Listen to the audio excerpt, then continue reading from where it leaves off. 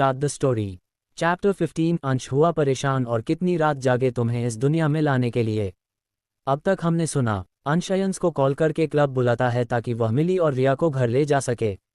अब आगे अंश इन दोनों पियकार्ड को संभालते संभालते परेशान हो गया था। कभी मिली किसी लड़की के पास जाकर उसे परेशान करती तो कभी रिया किसी लड़की के पास जाकर उसके बाल बिगाड़ देती। उन दोनों की ये हरकतें देख अंश परेशान हो जाता है।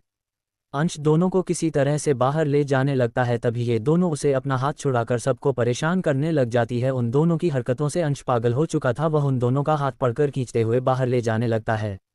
वह दोनों पागलों की तरह कहती हैं, मुझे छोड़ दो, मुझे और पीना है और डांस करना है। उन दोनों के बात सुन अंश गुस्से से कहता है, एकदम चुप, अगर एक लफ्ज़ किसी ने बोला तो अभी उठाकर फेंक दूंगा। जिससे दोनों शांत हो जाती है और अपनी पप्पी आई से उसे देखने रखती हूँ। अंश उनकी आंखों को इग्नोर करके उसे बाहर ले जाने लगा। तभी मिली अपना हाथ छुड़ाकर बाहर खड़े लड़कों को देखने लगती है और रिया से कहती है, रिया देखो यहाँ कितने ज़्यादा हॉट हैंडसम लड़के हैं। जिस पर मिली रिया से कहती हैं, बिल्कुल देखो कितनी ज़्यादा हॉट और हैंडसम लड़के हैं, चलो उन्हें करीब से देखे। जिस पर मिली कहती है, चलो चल कर देखते हैं। फिर मिला और रिया एक लड़के के पास जाकर रहती है। ओह हैंडसम बॉय, क्या तुम्हारे पास तुम्हारे फैमिली का नंबर है? मुझे तुम्हारी मोम डैड से बात करनी है। जिसने इतनी ज़्यादा हॉट हैंडसम लड़के को इस दुनिया में लाया? जिस पर रिया कहती है, बिल्कुल। उन दोनों की इतनी बेशर्मी वाली बात सुन लड़का शर्मा जाता है और अपने बालों में हाथ चलाने लगता है। तभी मिली को एक और लड़का दिखता है जो एक लड़की के साथ बात करता है। वह उस लड़की के पास जाकर करती है, ओह हॉट और हैंडसम बॉय, क्या तुम्हारे पास फ़ोन है? वह लड़का जो अपनी गर्लफ्रेंड से बात कर रहा था तो मिली की बात सुनकर मिली को देखने लगता है। वहीं इसकी गर्लफ्रेंड को काफ़ी ज़्यादा गुस्सा आता है कि उसी के सामने कोई लड़की उसके बॉयफ्रेंड को छेड़ रही है। वह कुछ कहती उससे पहले ही अंश मिली के पास आता है और वहां से ले जाते हुए, सॉरी इसने कुछ ज़्यादा ही पी ली है इसलिए ऐसी बहकी बहकी बातें कर रही है।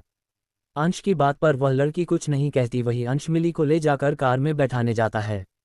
तभी वह देखता है कि रिया एक लड़की को कह रही थी कि क्या तुम मेरे बॉयफ्रेंड बनोगे? तुम काफ़ी ज़्यादा हैंडसम हो, मैं इतनी ज़्यादा परेशान हूँ कि मैं तुम्हें क्या बताऊँ कि आज तक मेरा कोई बॉयफ्रेंड नहीं बना। तुम मेरे बॉयफ्रेंड बन जाओ प्लीज़ प्लीज़, मैं तुम्हारा हाथ जोड़ती हूँ, तुम्हारा पैर जोड़ी हूँ।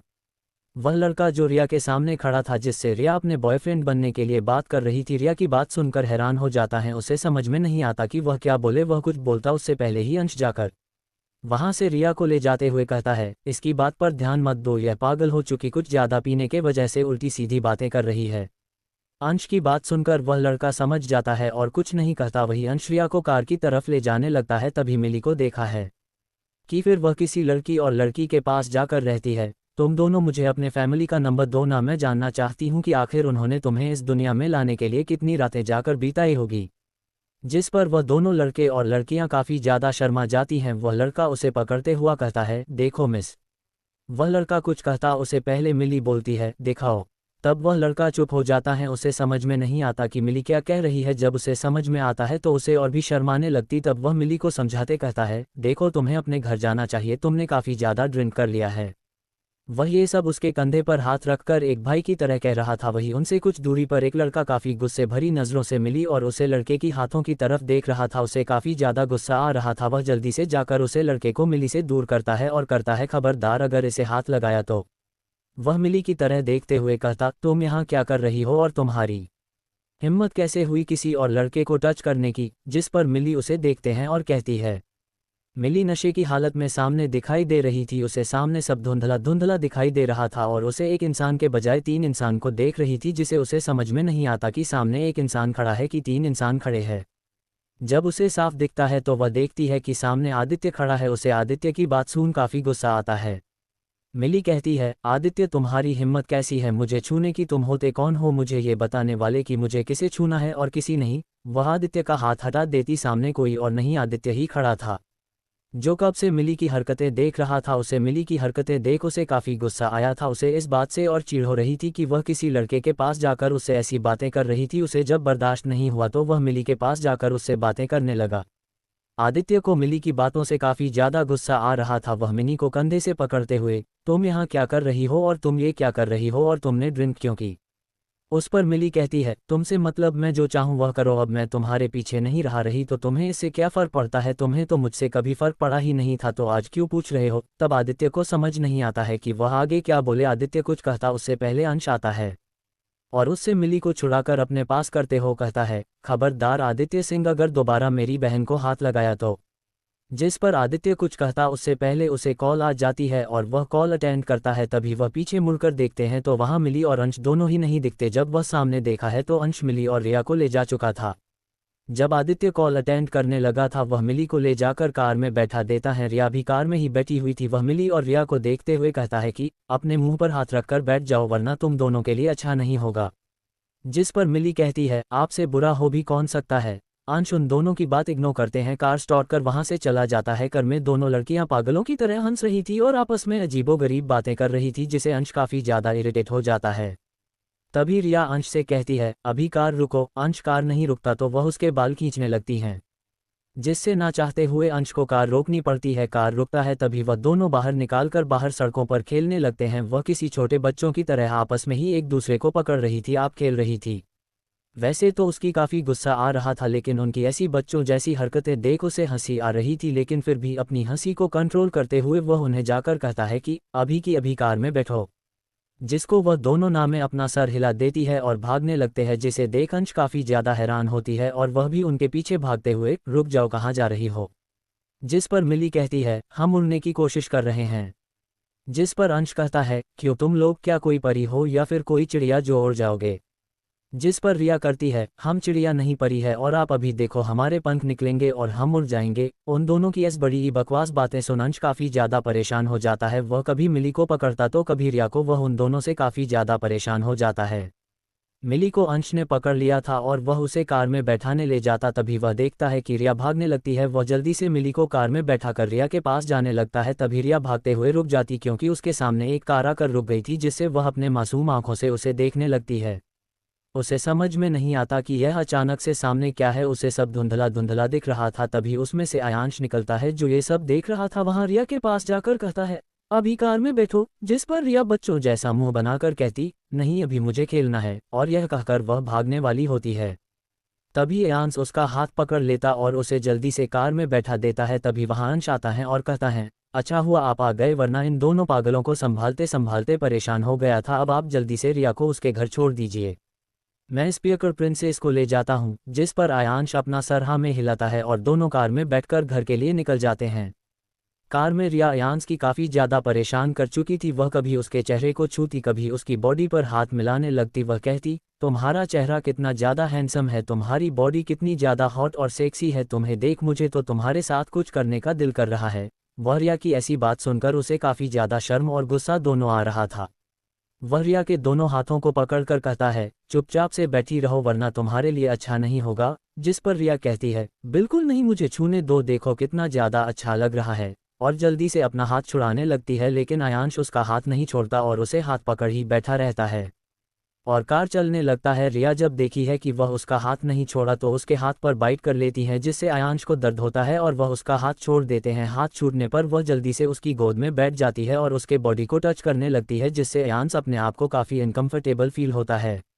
रिया के हाथों को पकड़कर कहता है शांति से बैठ जाओ अपनी सीट पर, यह क्या कर रही हो। लेकिन रिया उसकी बातें नहीं सुनती और उसकी बॉडी पर हाथ चलाने लगती है, उसकी बॉडी पर किसी भी कर रही थी, जिससे आयांश अपने आप को कंट्रोल नहीं कर पा रहा था। जल्दी से उसके हाथ पकड़ लेता और उसे खुद से दूर करने की कोशिश करता है, लेकिन फिर अपनी हरकतों से बाज नहीं आती, जिसे देख आयांश जल्दी से कार रोकता है और उसे सीट पर बैठकर उसके हाथ बहने लगता है। वह अपनी टाइम निकालकर उसके हाथ बांधकर कहता है अब शांति से बैठी रहो वरना मैं तुम्हें यही जंगल में भेड़ियों के बीच छोड़ दूंगा। जब वह सुनती है आयांश उसे भेड़ियों के बीच छोड़ देगा तो वह डर के शांति से बैठ जाती है। उसे ऐसा शांत बैठा देख आयांश गहरी सांस लेता है और अपनी सीट बेल्ट लगाकर कार स्टार्ट कर देता है। वह उसे उसके घर पर छोड़ देता है और अपने घर के लिए निकल जाता है। ज़्यादा परेशान हो चुका था मिली उल्टी सीधे गाने गाने लगती है, तो कभी चिल्लाने लगती है, तो कभी उसके बालों को नोचती, तो कभी इधर उधर गाड़ी चलाने की बात करती, जिससे अंश काफ़ी ज़्यादा परेशान हो गया था। लेकिन फिर भी वह जल्दी से उसे मल्होत्रा मैंशन ले जाता है और कार से निकालकर उसे घर में ले जाने लगता है। जब सारे लोग मिली की ऐसी हालत देखते हैं तो वह परेशान हो जाती और कहते हैं क्या हुआ अंश, क्या हुआ मिली को। जिस पर अंश कहता है कुछ नहीं, बस इसने थोड़ा सा ड्रिंक कर लिया है जिसकी वजह से यह ऐसे पागलों जैसे हरकतें कर रही है। जिस पर मिली अंश को घूरते हुए कहती है मैं पागल हूँ, तुम पागल, तुम्हारा खानदान पागल, तुम मुझे पागल कह रहे हो, एक मिनट, खानदान में मैं भी आती हूँ। तो मैं कहाँ से पागल? नहीं नहीं, तुम पागल, तुम ही पागल, तुम्हारी बीवी पागल, तुम्हारे बच्चे भी पागल, तुम्हारे सास ससुर भी पागल, तुम्हारे बेटे भी पागल है, तुम्हारी बेटी पागल, तुम्हारी साली पागल, तुम्हारी साला पागल, तुम्हारे बीवी के सारे खानदान वाले पागल। उसकी ऐसी बातें सुनकर सारे हंसने लगते हैं और अंश काफ़ी ज़्यादा चीड़ जाता है। वह कहते हैं, एकदम चुप, तब से मेरा दिमाग खा कर रखा है। मिली उसे देख मुंह बनाते हुए कहती है, मुझे तुम्हारा दिमाग नहीं खाना, मुझे तो नूडल पिज्ज़ा बर्गर यह सब खाना है। तुम्हारा गंदा सा दिमाग खाकर मुझे अपना मुंह का टेस्ट नहीं खराब करना। मिली की ऐसी बातें इसका सारे लोग पेट दबाकर हंसने लगते हैं। उन्हें अंश की ऐसी हालत और मिली की ऐसी बातें सुनकर काफ़ी ज़्यादा हंसी आ रही थी। तब अभय मिली को कहता है कि बच्चा चलो, मैं तुम्हें तुम्हारे कमरे में छोड़ देता हूँ, उसके बाद तुम अंश के पूरे ससुराल वालों को पागल बना देना। जिस पर मिली कहती है, ओके ब्रो, और वह अभय के साथ अपने रूम में चली जाती हैं।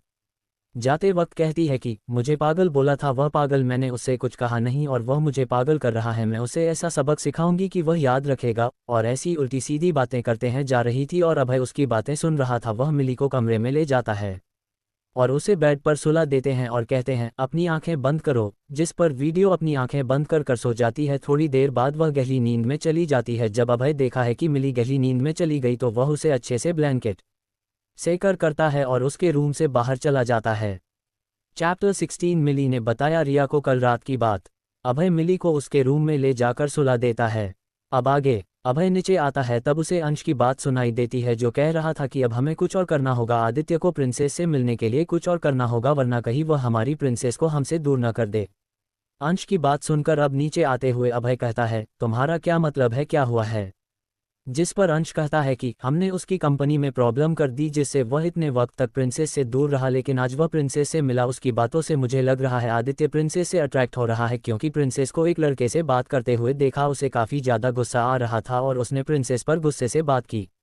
जिस पर अभय करता है, तुम फिक्र मत करो, इस बार वह ऐसा कुछ नहीं करेगा, क्योंकि हमारे प्रिंसेस अब पहले वाली नहीं है जो उसके पीछे पागल बनती फिरे। वो अब समझदार हो चुकी है, उसे पता कि उसे क्या करना है और क्या नहीं। जिस पर अंश कहता है, मुझे पता है, लेकिन मुझे आदित्य पर भरोसा नहीं, वह कुछ भी कर सकता है। अगर वह प्रिंसेस से प्यार करने लगा तो मैं नहीं चाहता हूं कि वो फिर उस आदित्य की वजह से हॉट हो। जिस पर दादाजी कहते हैं, तुम फिक्र मत करो, मेरी नज़र में एक लड़का है जो हमारे प्रिंसेस को एक क्वीन की तरह बनाकर रखेगा और उसे हर बुराई से दूर करेगा। वैसे भी वो आ जा चुका है और बहुत जल्द वह इस घर में आने वाला है, इसलिए तुम फिक्र मत करो। अपने दादाजी की बात सुनकर अंश कुछ नहीं कहता और सारे लोगों को ये बात सही लगती। इस सारे लोग आपस में कुछ बातें करके अपने अपने रूम में चले जाते हैं सोने के लिए। नेक्स्ट मॉर्निंग मिली की जब आंखें खुलती है तो उसके सर में काफ़ी ज़्यादा दर्द हो रहा था। उसे कल रात का कुछ भी याद नहीं आ रहा था। वह अपना सर पकड़कर बेड पर उठकर बैठ जाती है। उसे अपने सर में काफ़ी ज़्यादा दर्द हो रहा था। वह जब अपने सर को पकड़कर आसपास दिखती है तो उसे समझ में आता कि वह अपने घर है। तभी दरवाज़ा खुलता है और अभय, अंश, अभिमन्यु, ऋषि और आयांश पांचों रूम में आते हैं और अभय अपने हाथ में नींबू पानी का गिलास लिए हुए मिली के पास जाता है और उसे देते हुए कहता है, ये तो इसे पी लो, इससे तुम्हारा सर दर्द ठीक हो जाएगा। मिली बिना कुछ कहे वह नींबू पानी का गिलास लेकर उसे पी जाती है, क्योंकि उसे इस वक्त इसकी काफ़ी ज़्यादा ज़रूरत थी। उसे अपने सर में काफ़ी ज़्यादा दर्द महसूस हो रहा था। उसे कल रात की कोई भी बात याद नहीं थी। उसे बस इतना याद था कि वह अपने दोस्त और भाई के साथ क्लब गई थी और उसने ड्रिंक किया था। उसके बाद उसे कुछ भी याद नहीं। नींबू पानी पीने के बाद वह अपने भाइयों को देखकर और कहती है कि क्या हुआ, आप लोग किस वक्त यहाँ क्या करें और मैं यहाँ कैसे आए? जिस पर अंश मुंह बनाता है, कहते हैं, पूछ ही मत कैसे आई, तुमने तो कल मेरा दिमाग ही खा रखा था। मुझे तो इतना परेशान किया कि पूछो मत। वहाँ पागलों की तरह डांस कर रही थी, सबके बाल नोच रही थी। और तुमने तो एक लड़के से ये भी कह दिया कि तुम उसकी मम्मी पापा का नंबर लेना चाहती हूँ ताकि तुम पता कर सको वह कितने रातें जाकर उस लड़के को इस दुनिया में लाए। अंश की बात सुनकर न सिर्फ मिली बल्कि चारों भाई हैरान हो जाती है और अंश की तरफ देखने लगते हैं। जिस पर अंश मुंह बनाते हुए कहता है, ऐसे मत दिखाओ, मैं सच कह रहा हूँ, मुझे तो पागल कर दिया था यह और उस रिया ने पागल बना दिया। दोनों मिलकर बाहर खड़े सारे लड़कों से यही पूछ रही थी। रिया तो एक लड़की को अपना बॉयफ्रेंड बनाने के लिए उसका हाथ पैर जुड़वा रही थी, कह रही थी, मेरे बॉयफ्रेंड बन जाओ, मेरा कोई बॉयफ्रेंड नहीं है, मैं तुम्हारे पैर जोड़ती हूँ, तुम्हारे हाथ जोड़ती हूँ। जिस पर मिली और बाकी सारे हंसने लगते हैं। वही आयांश का चेहरा ही अलग दिख रहा था। उसे काफ़ी ज़्यादा गुस्सा आ रहा था। रिया की ऐसी हरकतों पर उसे क्यों गुस्सा आ रहा था उसे खुद ही नहीं पता था। सब अंश की बात सुनकर हंस रहे थे। तभी अभय कुछ सोचकर मिली से कहते हैं, क्यों ना तुम मेरे साथ कंपनी चलो और तुम वहाँ काम करोगी ना, तुम कल से ही या ऐसे ही कंपनी ज्वाइन करो लो। ये बात सुनकर मिली हैरान जाती और कहती हैं, आप इतनी जल्दी क्यों कर रहे हो, अभी तो मेरे कॉलेज स्टडी भी पूरी नहीं हुई और आप मुझे ऑफिस के कामों में लगाना चाहते हो। जिस पर अभय कहता है कि मैं ये सब तुम्हारे लिए ही कर रहा हूँ, आगे चलकर तुम्हें भी तो यही सारा काम करना है इसे अभी से, लेकिन ये करोगी तो तुम्हें एक्सपीरियंस रहेगा। जिस पर मिली कहती है अभी मुझे कुछ नहीं करना, अभी तो मुझे अपने कॉलेज की पढ़ाई करनी है और अभी मेरी उम्र ही क्या है कि आप मुझे कंपनी के बीच लाना चाहते हो। मैं अभी कोई कंपनी नहीं ज्वाइन करने वाली और आप मुझे फोर्स भी नहीं कर सकते। मिली की ऐसी बातें सुनकर अभय को ना चाहते हुए भी उसे उसकी बातों में हामी भरनी पड़ती और वह कहता है ठीक है, आप अपने कॉलेज कंप्लीट करके कंपनी ज्वाइन कर लीजिएगा। जिस पर मिली हमें सर हिलती और कहती है ओके। उसके बाद वह अपने बाकी भाइयों की तरफ देखते हुए कहती है आप लोगों को भी कुछ कहना है। जिस पर ऋषि कहता है कि हाँ मुझे तुमसे कहना है, मैं चाहता हूँ कि तुम मेरी एमवी में एज फीमेल लीड कम करो। जिस पर मिली खुश हो जाती है और कहती है ठीक है, मैं ऐसा ही करूँगी, कब से स्टार्ट है यह एमवी। जिस पर ऋषि कहता है कल परसों से स्टार्ट है। उसे पर मिली रहती है ओके मैं तैयार हो जाऊंगी, और बाकी भाई आप लोग का क्या हाल चाल। जिस पर अभिमन्यु और आयांश उसे देखते हुए कहते हैं हम तुम्हारा बस हाल चाल लेने आए थे, क्योंकि तुमने कल रात काफ़ी ड्रिंक कर रखी थी और हम नहीं चाहते कि तुम्हारी तबीयत खराब है, इसलिए हम तुम्हें देखने आए थे। जिस पर मिली खुश होकर कहती है आप लोग फिक्र मत करो, मैं बहुत ही हेल्थी हूँ और आप तो डॉक्टर हो, अभी भाई तो मुझे कुछ हो कैसे सकता है। जिस पर अभिमन्यु मुस्कुरा देता है और उसके सर पर हाथ फेर कर वहाँ से चला जाता है, बाकी भाई भी चले जाते हैं। मिली खड़े होकर बाथरूम में चली जाती है फ्रेश होने के लिए, और फ्रेश होकर बाहर आकर अपने कपड़े पहनकर ड्रेसिंग टेबल के सामने जाकर अपने आप को अच्छे से तैयार करके नीचे चली जाती है। आज वह काफ़ी खूबसूरत लग रही थी। आज उसने नीलेन फ्रॉक पहनी थी जो पिंक कलर की थी और उसने हेयर बैंड लगाया था जिसमें वह काफ़ी ज़्यादा क्यूट लग रही थी।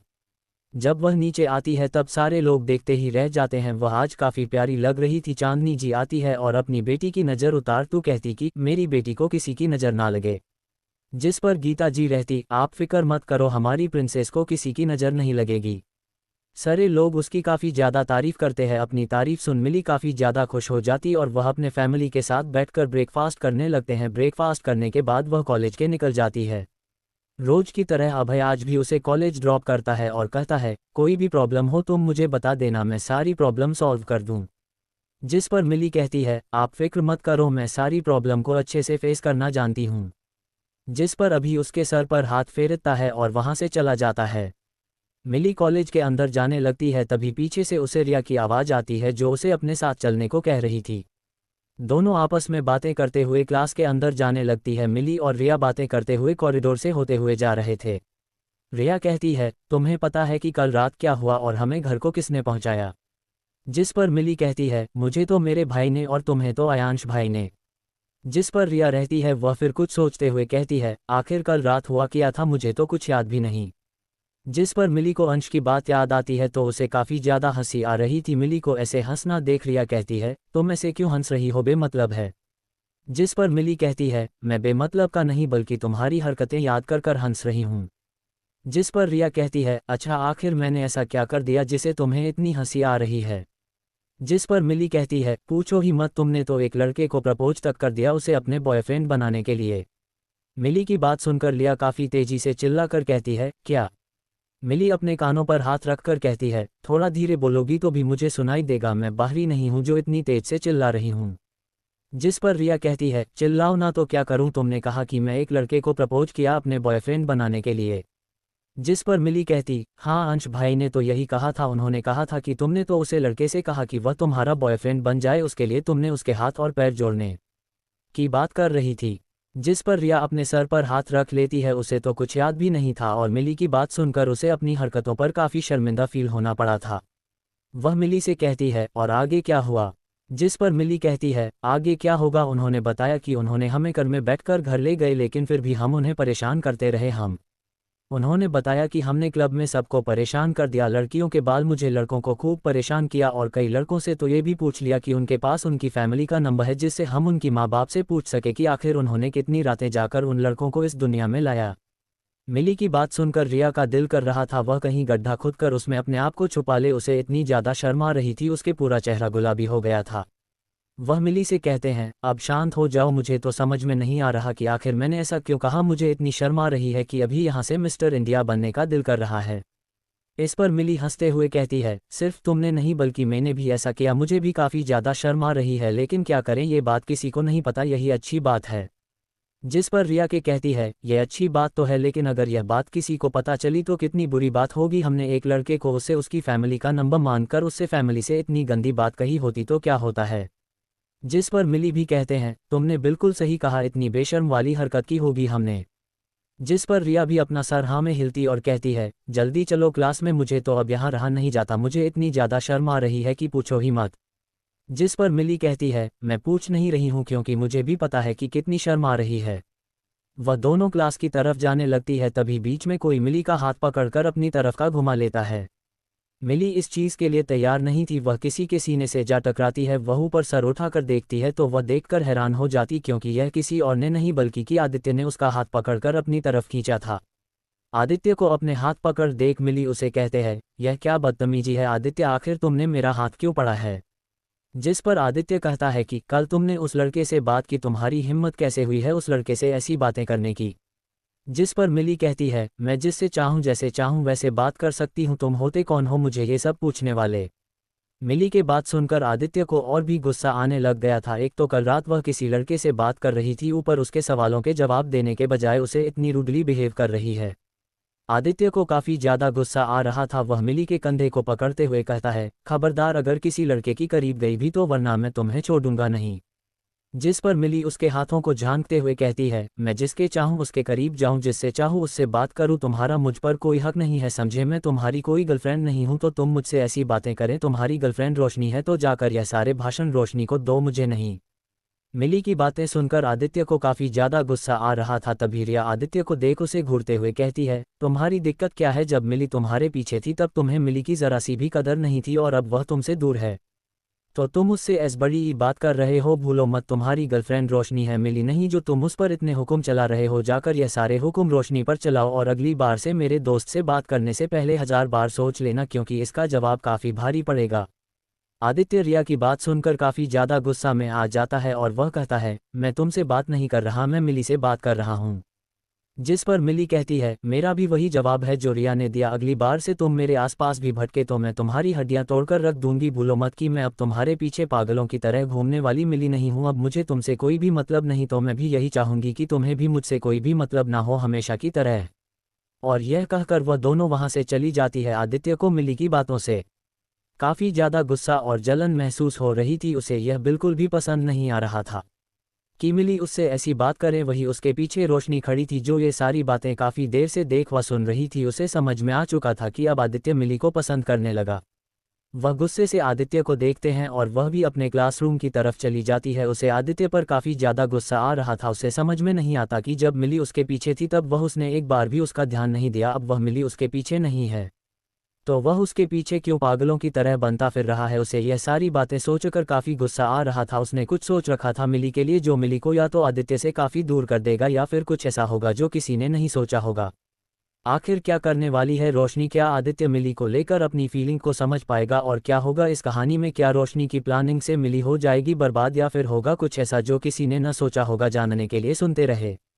मिली का नया दोस्त रोशनी पीछे ही खड़ी थी और उसने आदित्य और मिली की बात सुनी थी। उसे आदित्य पर काफ़ी ज़्यादा गुस्सा आ रहा था। जब मिली उसके पीछे थी तो आदित्य ने एक बार भी ध्यान नहीं दिया, लेकिन अब मिली उसे छोड़कर आगे बढ़ गए है तो वह उसके पीछे क्यों पागल लोगों की तरह बनता फिर है। वह उसका बॉयफ्रेंड है तो उसे उसका ख्याल रखना चाहिए, लेकिन वह उसे छोड़ बाकी सब पर ध्यान दे रहा है। उसने सोच लिया था तो मिली को इतनी आसानी से नहीं छोड़ेगी। यह सब सोचकर वह क्लासरूम के अंदर चली जाती है।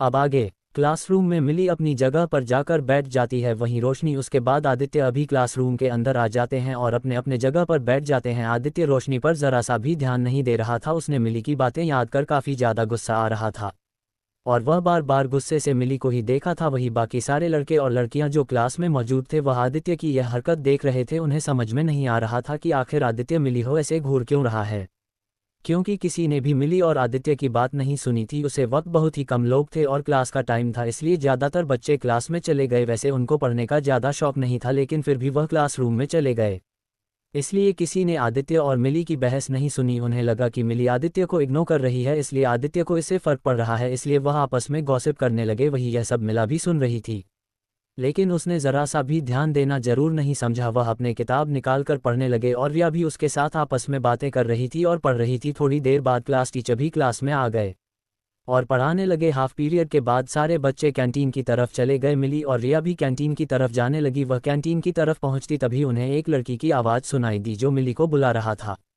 सारे बच्चे देखने के लिए एक्साइटेड हो रहे थे, आखिर कौन है जो मिली को बुला रहा है, कहीं फिर से कोई मिली को परेशान तो नहीं करने जा रहा या फिर कुछ। और सब काफ़ी इंटरेस्ट से सारी चीज़ देखने लगे क्योंकि इन दिनों मिली काफ़ी ज़्यादा फेमस हो चुकी थी।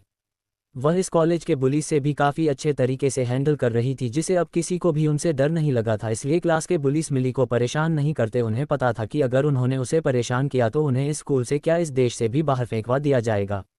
मिली पलट कर देखती है तो वहाँ एक 6 फुट 3 इंच का लड़का खड़ा था जो मिली को देख रहा था और दिखने में काफ़ी हैंडसम था। मिला उसे देखते हुए कहती है, क्या हुआ? जिस पर वह लड़का काफ़ी सीरियस फेस से उसे देख रहा था और उसे कहता है, क्या तुम मेरे साथ डेट पर चलोगी? वह लड़का काफ़ी कहाँ पर आया हुआ था इसलिए वह अपने चेहरे को सीरियस बनाकर यह सारी बातें कर रहा था। उस लड़की की बात सुनकर सारे लड़की और लड़के हैरान हो जाती है। उन्हें समझ में नहीं आ रहा था कि यह क्या हो गया। उन्हें लगा नहीं था कि यह लड़का मिला को डेट पर जाने को कहेगा। उन्हें लगा कि यह शायद वह पुलिस के कहने पर मिली को परेशान करने आया होगा, लेकिन यहाँ उल्टा ही हुआ। यहाँ ये लड़का मिली को डेट पर ले जाने की बात कर रहा था। वही मिली काफ़ी ज़्यादा हैरान हो चुकी थी। उसे समझ में नहीं आ रहा था कि आखिर हुआ क्या। जब उसे समझ में आए तो वह उसे देखने लगे। वह काफ़ी ज़्यादा हैंडसम लड़का था लेकिन उसके टाइप का नहीं था और वह अभी किसी भी रिलेशनशिप में आने के लिए तैयार नहीं थी। इसलिए उसने पॉलिटली उसे कहा कि देखो, अभी मुझे इसमें कोई भी इंटरेस्ट नहीं है, मुझे अभी अपने पढ़ाई पर फोकस करना है और यह बात तुम अच्छे से जानते हो कि मैं पहले आदित्य को पसंद करती थी लेकिन उसने मुझे सिर्फ इंजेक्शन और बेइज्जत किया, इसलिए मुझे अब किसी भी रिलेशनशिप में नहीं जाना। इसलिए तुम्हें अगर मुझे अपनी गर्लफ्रेंड बनाना है तो तुम्हें अभी काफ़ी वेट करना होगा। जिस पर वह लड़का जिसका नाम नील था वह कहता है कि ओके मैं तैयार हूँ, लेकिन क्या हम दोस्त बन सकते हैं? मिली उसे देखने लगती है। वह सोचती है कि क्या उसे दोस्त बनाना सही रहेगा क्योंकि अभी कुछ देर पहले वह उसे डेट के लिए पूछ रहा था। फिर मिला सोचा है इसमें कोई बड़ी बात नहीं है कि कोई लड़का रिजेक्ट हो जाए तो वह उसे इंसान से दोस्ती के हाथ बढ़ाएगी। इसलिए उसने कहा कि ठीक है, लेकिन अभी हम कैंटीन चलाते हैं। जिस पर वह लड़का खुशी खुशी हमें भर देते हैं और तीनों कैंटीन की तरफ चले जाते हैं क्योंकि अभी उसे इन सारे लोगों की बातें सुनने में ज़रा से भी दिलचस्पी नहीं थी जो उनके आसपास खड़े होकर उनकी बातें सुन रहे थे। इसलिए उसने नील और रिया को कैंटीन जाने को कहा और वह कैंटीन की तरफ चली गई। ये बात आदित्य ने भी सुन ली थी। उसे लड़के पर काफ़ी ज़्यादा गुस्सा आ रहा था। उसे बिल्कुल भी पसंद नहीं आ रहा था कि कोई लड़का मिली को अपनी गर्लफ्रेंड बनाने के लिए उसे डेट पर ले जाए, लेकिन वह कुछ नहीं कर सकता था। ये सब देख रहा था और गुस्से से उबल रहा था। वह भी कैंटीन की तरफ चला जाता है। तीनों जाकर एक खाली कैंटीन के टेबल पर बैठ जाते हैं। तब रिया मिली से कहती है, तुम बताओ क्या खाओगी? जिस पर नील जो उनके साथ बैठा था वह कहता है, तुम मुझे बता दो, मैं तुम लोग के लिए लेकर आऊँगा। जिस पर मिली कहती है, अभी हम दोस्त ढंग से बने नहीं और तुम हमारे लिए ये सब कर रहे हो।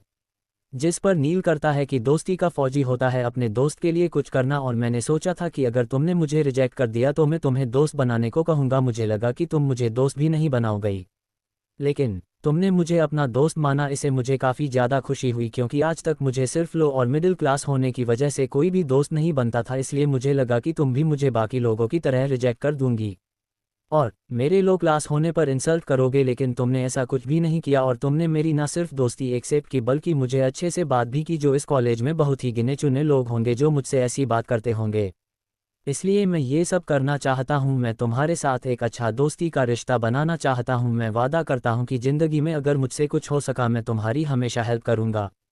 नील की बात सुनकर रिया और मेरे दोनों को ही अच्छा लगता है। उन्हें अब नील पर यकीन हो चुका था कि नील एक अच्छा दोस्त बनेगा, इसलिए वह उसे मना नहीं करते और उसे अपने खाने के बारे में बता देते हैं। जिस पर नील, मैं तुम लोग के लिए कुछ अच्छा सा लेकर आता हूँ, तुम लोग बस मेरा वेट करो। जिस पर मिली अपना सर हिला देती है। उसे समझ में आ चुका था कि यह लड़का काफ़ी अच्छा है। उसने मिला के रिजेक्शन पर कोई भी बुरी फीलिंग नहीं है। बाकी लड़के जंक्शन मिलता है तो उन्हें काफ़ी ज़्यादा गुस्सा आता है और वह उसे लड़की को काफ़ी परेशान करते हैं क्योंकि उनका लड़कियों का रिजेक्शन उनके मेल ईगो पर जाकर लगता है। इससे वह उन लड़कियों को परेशान करने से पहले एक बार नहीं सोचते कि उसे लड़की पर क्या असर पड़ेगा। उन्हें बस अपने मेल ईगो को सेटिस्फाइड करने के लिए वह उसे लड़की को परेशान करते हैं, लेकिन उन्हें इतना भी नहीं पता कि फीलिंग अपने आप आती है, ना कि ज़बरदस्ती लाई जाती है। अगर कोई लड़का किसी लड़की को पसंद नहीं करता तो वह उसे सिंपली रिजेक्ट कर सकता हूँ और उस लड़की को इस बात पर कोई भी ऑब्जेक्शन नहीं उठाना चाहिए क्योंकि यह सबकी अपनी फैसला होता है। वह जिसे चाहे पसंद कर सकते और उसे प्रपोज कर सकते हैं, लेकिन उसे इंसान पर डिपेंड करता है कि वह उसे इंसान को एक्सेप्ट करता है या फिर नहीं। हम किसी पर भी अपनी फीलिंग थोप नहीं सकते हैं क्योंकि फीलिंग अपने आप आती है ना लाए जाते हैं, इसलिए हमें सामने वाले इंसान की बातों का रिस्पेक्ट करना चाहिए और उसके डिसीजन को मनाना चाहिए।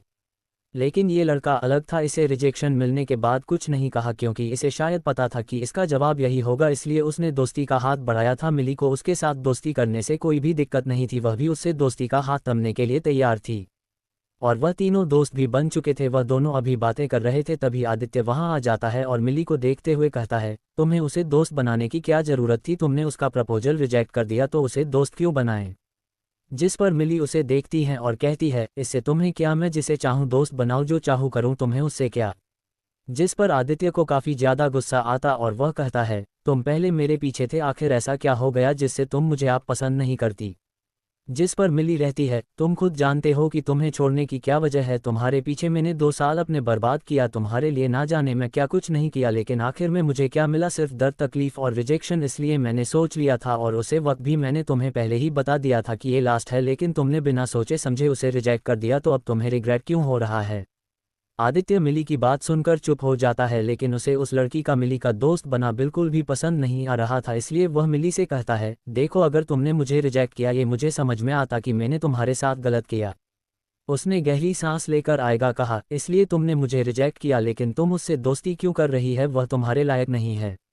जिस पर मिली कहती है, कौन मेरे लायक है और कौन नहीं, यह मुझे तुमसे जानने की ज़रूरत नहीं है, तुम अपने काम से कम रखो। और रही बात नील की, तो वह एक अच्छा दोस्त है, भले ही उसने मुझे प्रपोज किया और मैंने उसे रिजेक्ट कर दिया, फिर भी उसने कोई भी बहस या कोई भी आर्ग्यूमेंट नहीं किया, बल्कि उसने मेरे सामने दोस्ती का हाथ बढ़ा और इतनी देर में मुझे समझ में आ गया है कि वह एक अच्छा लड़का है, तुम्हारी तरह नहीं कि एक तो सामने वाला आपको प्रपोज करे तो आप उसे घमंड दिखाओ और उसे बुरी बातें कहो। जिस पर आदित्य कहता है, फिर भी वह तुम्हारे दोस्ती के लायक नहीं है। जिस पर मिली उसे देख कहती है, एक बात बताओ, तुम्हें आखिर तुम्हारा दिक्कत क्या है? मैं किसी को भी दोस्त बनाऊं, वह मेरे लायक हो या ना हो, तुम्हें उससे क्या? तुम अपने काम से कम रखो। दोबारा मेरी लाइफ में इंटरफेयर करने की कोशिश की तो मैं तुम्हें छोड़ूंगी नहीं और चुपचाप यहाँ से चलते बनो, क्योंकि अगर यह बात तुम्हारी प्यारी रोशनी ने सुन लिया तो कहीं उसे गलतफहमी ना हो जाए।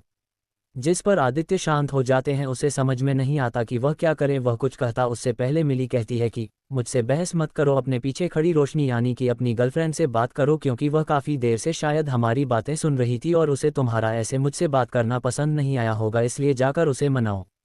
आदित्य मिली की बात सुनकर हैरान हो जाता है और वह पीछे मुड़कर देखते हैं तो सच में रोशनी काफ़ी देर से उनकी बातें सुन रही थी। उसने जब रोशनी को देखा तो रोशनी ने अपनी आंखों में गुस्सा दबाकर मासूमियत लाती है और रोने जैसा मुंह बनाकर दिखा ऐसा रही थी जैसे उसे कितनी बड़ी गलती हो गई और उसने कितनी गलत बात सुन ली। वह वहां से भाग गए। आदित्य ने जब देखा कि रोशनी वहां से जा रही है तो वह भी उसके पीछे नहीं जाना चाहता था, लेकिन उसने एक बार मिली की तरफ देखा। इस पर मिले ने उसे हाथ हिलाते हुए कहा, वह है तुम्हारी गर्लफ्रेंड तो तुम उसे जाकर मानो, यहाँ टाइम पास मत करो। आदित्य उसकी बात सुनकर काफ़ी ज़्यादा गुस्सा हो गया, लेकिन फिर भी वह वहां से चला गया। रोशनी के पीछे वह कैंटीन से बाहर चला गया। वहीं नील जो कब से यह सारी बातें देखकर सुन रहा था, वह मिला के पास आया और उसे मिल थमते हुए उसे दे दिया।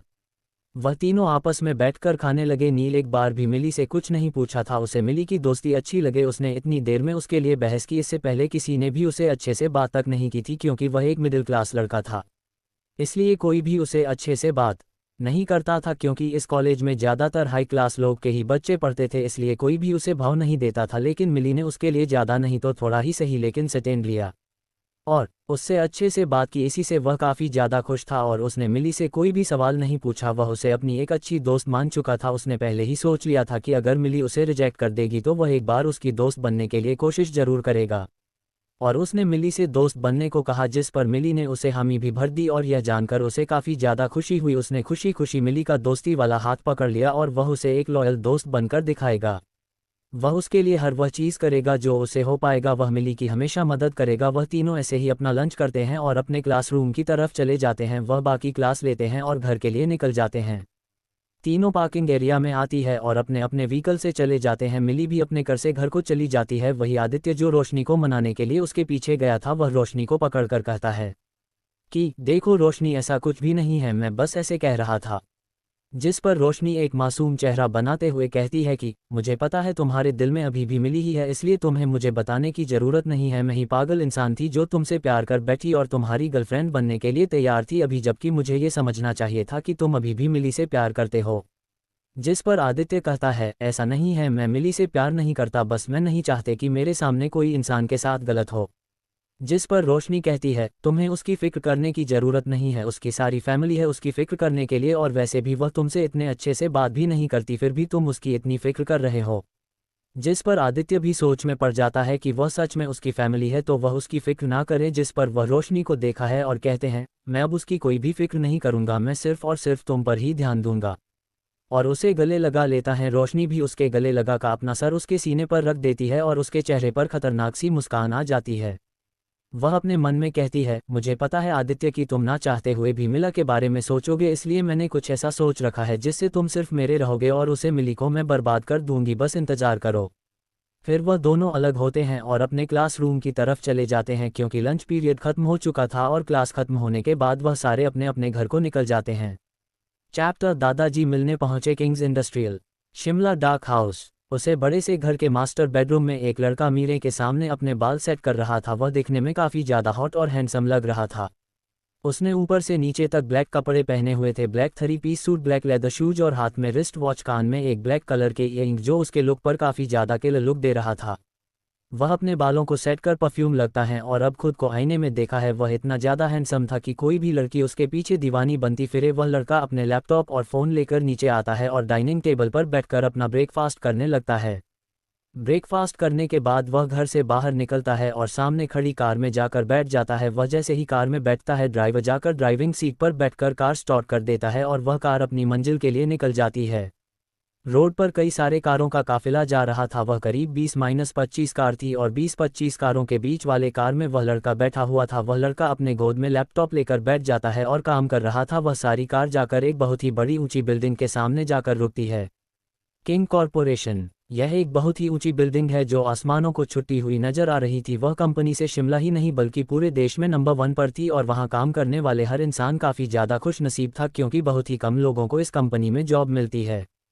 ये कंपनी अपने काम और अपने लोगों की सेफ्टी का ध्यान रखने में काफ़ी ज़्यादा पॉपुलर था, इसलिए उस कंपनी में हर कोई काम करने के लिए ना जाने कितने सारे आइडिया लगता है जिससे उस कंपनी में एम्प्लॉय की जॉब मिल जाए। और कई सारे बिजनेसमैन भी इस कंपनी के साथ काम करने के लिए मरे जाते हैं, क्योंकि इस कंपनी के साथ काम करना यानी कि अपने आप को तरक्की के आगे ले जाना एक जैसा ही है।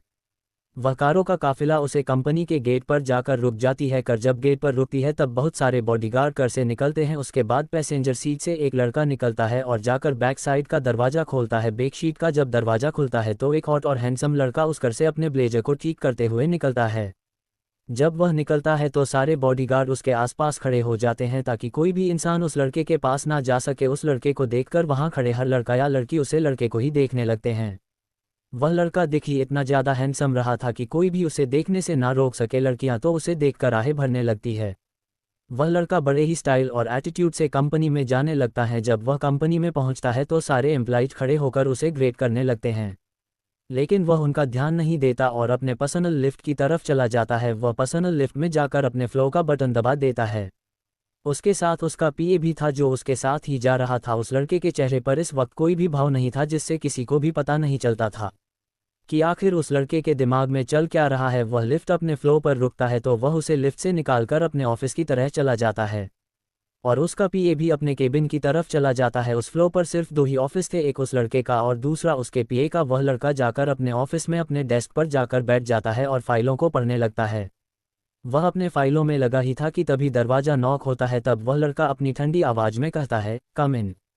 उस लड़के की आवाज़ सुनवा लड़का अंदर चला जाता है और उसे उसकी ब्लैक कॉफ़ी देते हुए कहता है कि बॉस, आपकी आज सुबह एक मीटिंग है मिस्टर कश्यप के साथ, उसके बाद एक मीटिंग है जो 12 बजे है, लंच मीटिंग है, वह मिस्टर ओल्ड मल्होत्रा के साथ है और बाकी 2-3 और मीटिंग है। ये कहकर वह चुप हो जाता है। मिस्टर ओल्ड मल्होत्रा का नाम सुनकर वह लड़का सोच में पड़ जाता है। उसके बाद अपने पीए को काम पर लगने को कहता है। वह लड़का अपने काम में लग जाता है और थोड़ी देर बाद मीटिंग के लिए जाना जाता है। Lunch time. मीटिंग रूम में 2 लोग आमने सामने थे, एक बूढ़ा आदमी और एक जवान लड़का। वह बूढ़ा आदमी उस लड़के को देखते हुए कहता है कि आखिर तुम वापस आ ही गए इतने सालों बाद। उस बूढ़े आदमी की बात सुनकर वह लड़का उस भावहीन चेहरे से देखते हुए कहता कि तो आप मुझे ये जाने आए हैं कि मैं वापस आ गया, क्या आपको ये बात पता नहीं थी? जिस पर बूढ़ा आदमी जो मिस्टर ओल्ड मल्होत्रा थे यानी कि मिली के दादाजी, वह उस लड़के को घूरते हुए कहते हैं कि तुम्हारे कहने का क्या मतलब है कि मैं ये जाने आया हूँ, मुझे तुम्हारी फिक्र रहती है इसलिए मैं तुमसे मिलने आया था और तुम मुझसे ऐसी बातें कर रहे हो।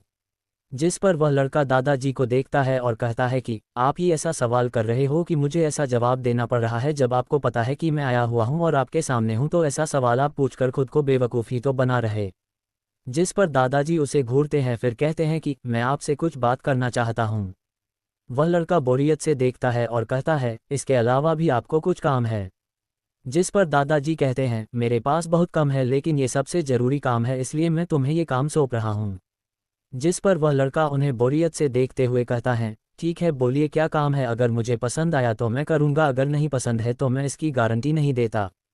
जिस बात दादाजी उसे घूरते हैं, फिर थोड़ी देर बाद कहते हैं कि ये बात काफ़ी ज़रूरी है क्योंकि मैं नहीं चाहता कि मेरी सबसे कीमती चीज़ को किसी गलत हाथों में जाते देखता रहूँ, इसलिए मैं तुमसे बहुत ही ज़्यादा सीरियस बात करने आया हूँ। तब वह लड़का दादाजी को देखता है और कहता है, अगर बात इतनी सीरियस है तो ऐसे खुलेआम बताने की क्या ज़रूरत, उसे भी सीरियल की तरीके से बताए। जिस पर दादाजी गुस्सा हो जाते और कहते हैं, गुरु तुम कभी सुधर क्यों नहीं जाते, जब देखो तो मुझे परेशानी करते रहते हो और उल्टी सीधी बातों से मेरा सर खाने को तैयार हो जाते हो। जिस पर गुरु, जो सामने लड़का बैठा था, वह इस कहानी का मैन लीड गुरु दादाजी से कहता है, आप बातें ही ऐसे करते हो कि मुझे ऐसी बातें करनी पड़ती है। वह बहुत ही शैतानी तरीके से मुस्कुराते हुए कहता है। जिस बात दादाजी अपने आप को शांत करते हैं और कहते हैं, ये बात सीरियस है क्योंकि यह बात हमारी प्रिंसेस से जुड़ी हुई है, इसलिए हम आपसे इस बारे में बात करना चाहते हैं। अपने प्रिंसेस की बात सुन गुरु उन्हें देखने लगता है क्योंकि उसे पता था कि दादाजी किसको अपने प्रिंसेस कहते हैं। वह दादाजी को देखता है और उन्हें देखते हुए कहता है कि ये बात तो आपको अपने प्रिंस के प्यार यानी कि आदित्य सिंह से करनी चाहिए, आप ये बात मुझसे क्यों कर रहे हैं?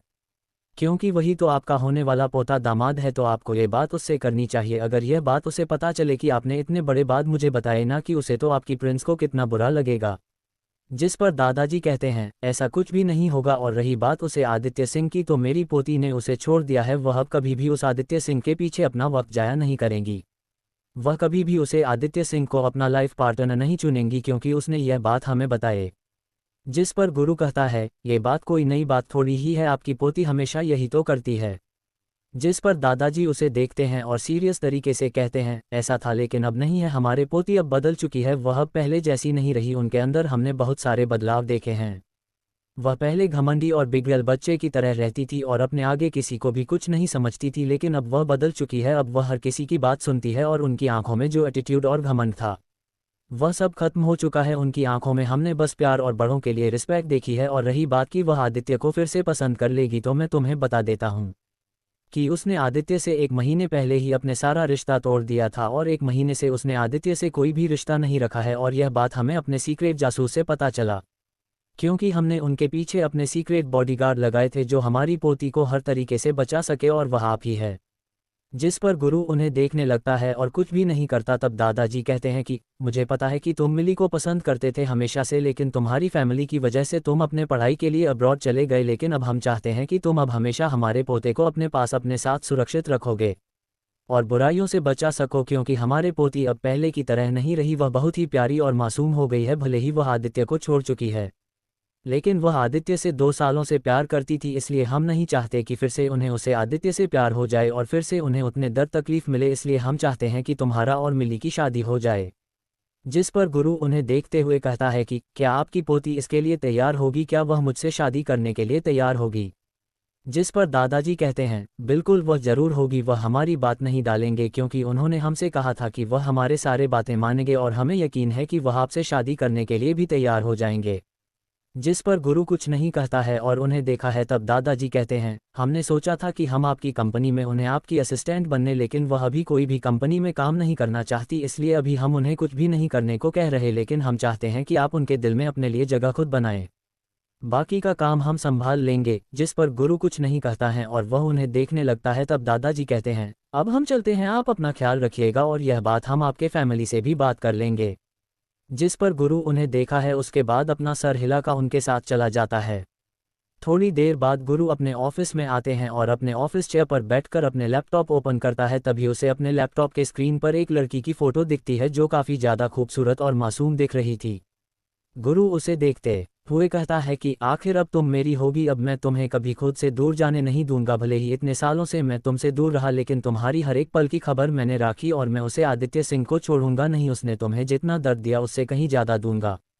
फिर कुछ सोचते हुए वह मिली यानी कि उसकी लैपटॉप में किसी और पीएसहीको की तरह मिली की फ़ोटो पर जिसमें उसका चेहरे था उस पर हाथ करते हुए कहता है कि आखिरकार अब तुम मेरी होगी, मैं तुम्हें अपने प्यार में इतना पागल कर दूंगा कि तुम मेरे अलावा और किसी को भी अपने लाइफ में नहीं आने दोगी, सिर्फ मेरा ही ख्याल तुम्हारे दिल और दिमाग में रहेगा।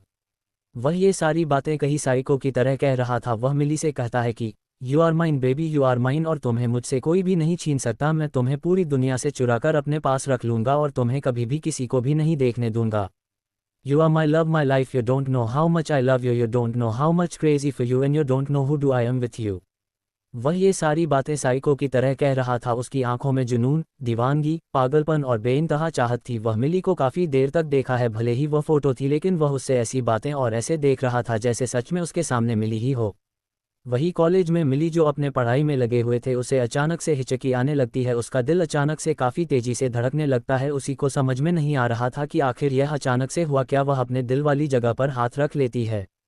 नैना जो उसके पास बैठी हुई थी वह उसे पानी देती है। पानी पीने के बाद उसकी हिचकी बंद होती है। नैना जो उसके पीठ को सहला रही थी वह मिली से कहती कि आखिर तुम्हें क्या हुआ, आखिर कौन है जो तुम्हें इतनी शिद्दत से याद कर रहा है कि तुम्हें अचानक से इतनी ज़्यादा हिचकी आने लगी। मिली यह बात सुनती है तो वह कहती है कि मुझे क्या पता, मैंने उसे इंसान का ठेका ले रखा है या उसने मुझे मैसेज करके बता रखा है कि मैं तुम्हें याद किया। जिस पर नैना उसे रहती है ओके गुस्सा मत हो, और वह दोनों अपनी पढ़ाई में लग जाती है। वही आदित्य जो थोड़ी दूरी पर था, वह नैना और मिली की बातें सुनकर उसे काफ़ी ज़्यादा गुस्सा आ रहा था कि आखिर किसने मिली को इतनी शिद्दत से याद किया। उसे उस अननोन इंसान पर काफ़ी ज़्यादा गुस्सा आ रहा था। वह सोच नहीं पा रहा थी कि आखिर कौन है जो इतनी शिद्दत से मिली को याद कर रहा था। वही गुरु जो अपने लैपटॉप में एक वीडियो देख रहा था, यह वीडियो कहीं और का नहीं बल्कि मिली की क्लासरूम का था, जहां सीसीटीवी से मिली की हर हरकत गुरु देख रहा था। उसने देखा था कि कैसे उसने जब उसे याद किया तो उसे कैसे हिचकी आने लगे और कैसे हो अपने दिल पर हाथ रख लिया। मिली की हरकत से गुरु के चेहरे पर खतरनाक मुस्कान आ जाते हैं। वह मिली की बातें सुनकर उसे काफ़ी ज़्यादा अच्छा लगता है। वह मिली के चेहरे पर जो स्क्रीन पर दिख रहा था उसे पर हाथ करते हुए कहता है बहुत जल्द तुम्हें पता चल जाए क्या कि आखिर तुम्हें कौन इतने शिद्दत से याद कर रहा है। तो आखिर क्या होगा, क्या समझ पाए कि मिली की आखिर कौन उसे याद कर रहा है, और अगर यह बात आतीतों को पता चले तो क्या होगा, जानेंगे नेक्स्ट चैप्टर में। चैप्टर गुरु अज हार्टलेस पर्सन।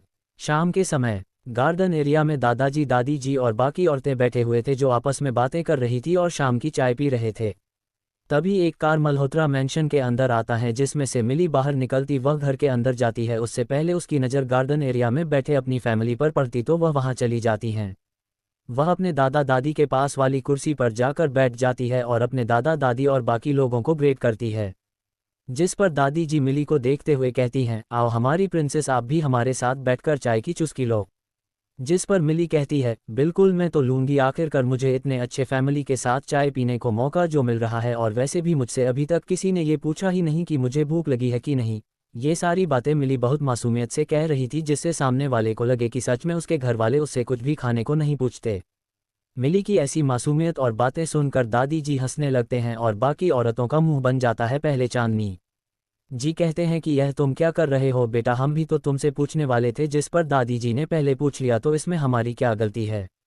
गीता जी भी यही बात कहती है कि हाँ बेटा, हम तो आपसे रोज पूछते हैं लेकिन आज हमने नहीं पूछा तो आप हमारी शिकायत कर रही है।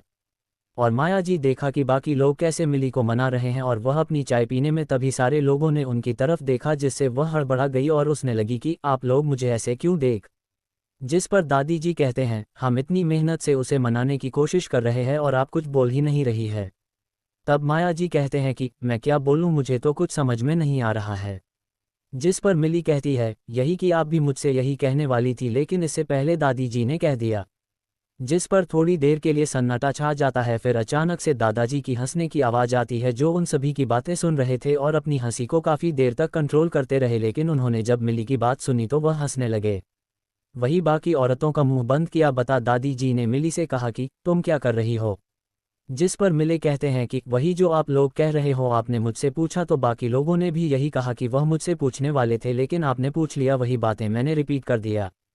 तब चांदनी जी कहते हैं अच्छा ठीक है, आप बताओ क्या खाओगे, मैं आपके लिए बना देता हूँ। जिस पर मेरी खुश होकर कहते हैं मुझे चीज़ पास्ता चाहिए और नूडल्स भी चाहिए। जिस पर चांदी की कहते हैं ठीक है मैं बना कर लाती हूँ। फिर वहाँ से चली जाती है और गीता जी और माया जी चली जाती हैं रात का खाना बनाने के लिए। वही दादा दादी और मिली तीनों वहां बैठकर आपस में बातें कर रहे थे। दादाजी मिली को देखते हैं और कहते हैं कि प्रिंसेस, हमने आपके लिए एक फैसला लिया, क्या आप हमारे फैसले से सहमत होगी?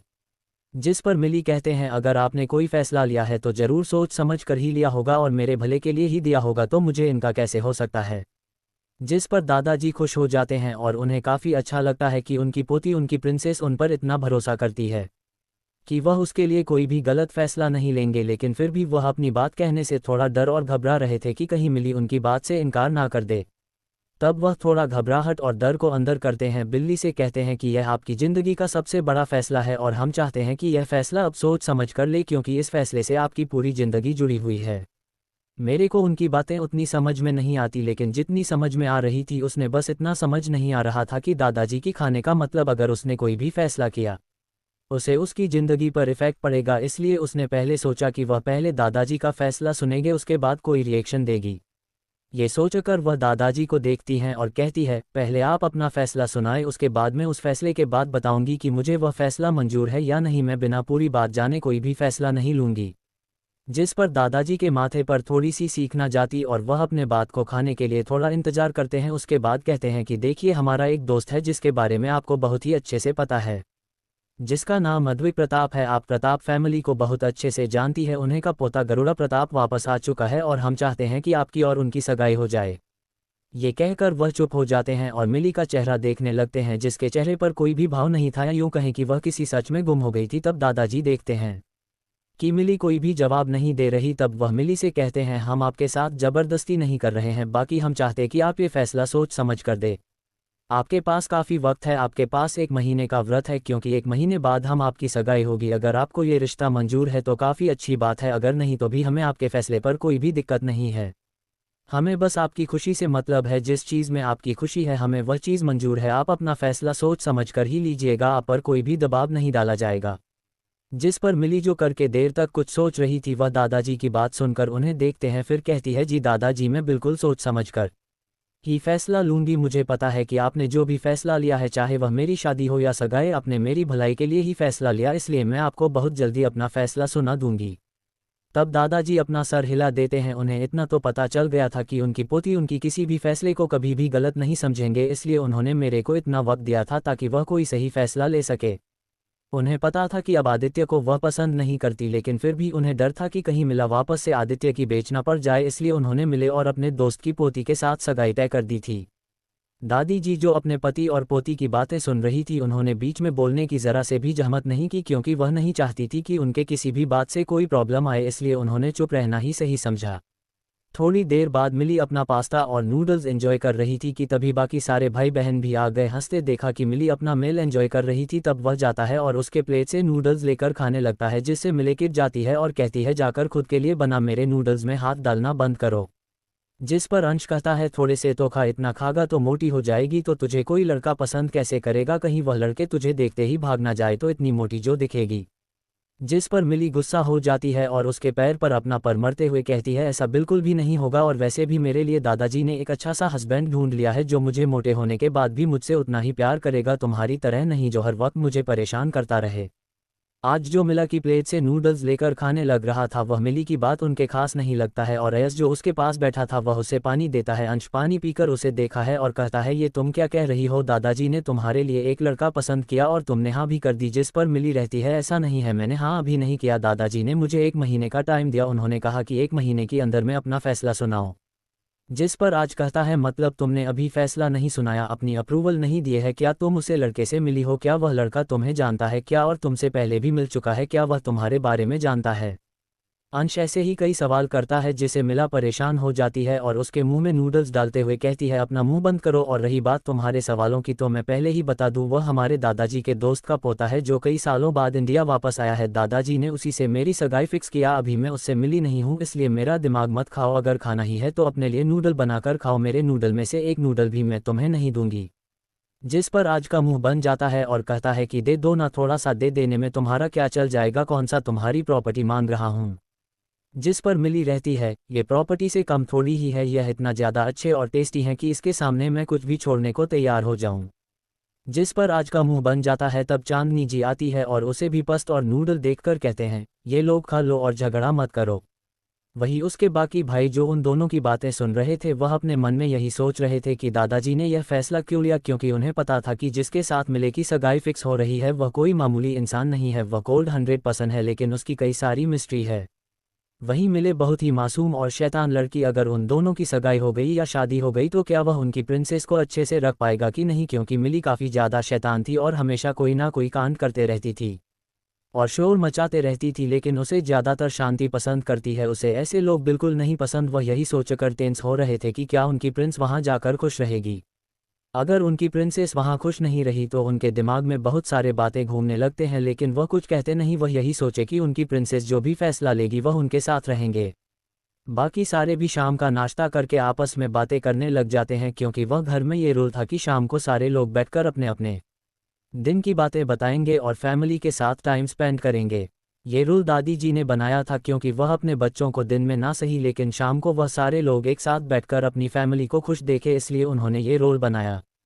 इस रोल से काफ़ी अच्छी चीज़ होती, इससे उनकी फैमिली काफ़ी ज़्यादा हंसी और खुशी रहती है और इस रोल से किसी को भी कोई भी दिक्कत नहीं थी। अंश और मिली आपस में बैठकर बातें कर रहे थे या यूँ कहीं की झगड़ा कर रहे थे, किसी न किसी बात पर बहस कर रहे थे।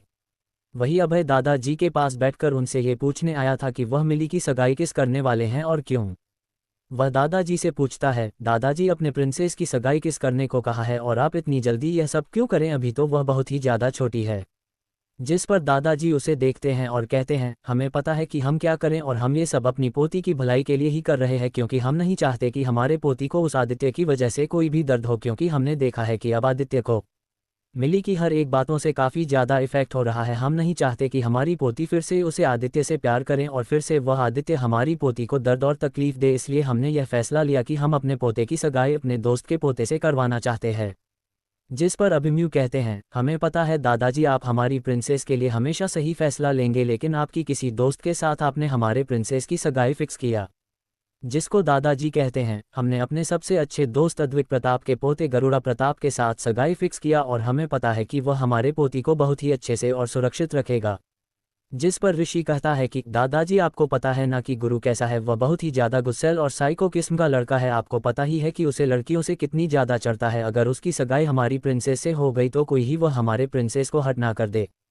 जिस पर दादाजी कहते हैं, ऐसा कुछ भी नहीं होगा, हम गुरु को बचपन से ही जानते हैं, वह हमारी पोती को बहुत ही अच्छे से और सुरक्षित रख सकता है। भले यह बात तुम लोग को नहीं पता, लेकिन मुझे पता है कि इतने सालों में उसने बिना किसी को पता चले उसे हर मुसीबत से बचाया है। तुम लोग को नहीं पता कि भले ही वह उतनी दूर था, लेकिन उसने मिली को हर एक मुश्किल से बचाए। मिली के ऊपर कई बार जानलेवा हमला हुआ है, लेकिन ये बात हमें पता ही नहीं, क्योंकि यह बात गुरु ने पता ही नहीं चलने दी। उसने हर एक चीज़ को इतनी सलीके से हटा दिया और उन गुंडों को ख़त्म कर दिया, जिससे किसी को भी पता ही नहीं चला कि आज तक मिली के ऊपर कोई हमला हुआ होगा। दादाजी की बात सुन सब हैरान हो जाते हैं, तो आगे क्या फैसला लेंगे मिली के भाई और क्या होगा मिली का फैसला जानने के लिए सुनते रहिए।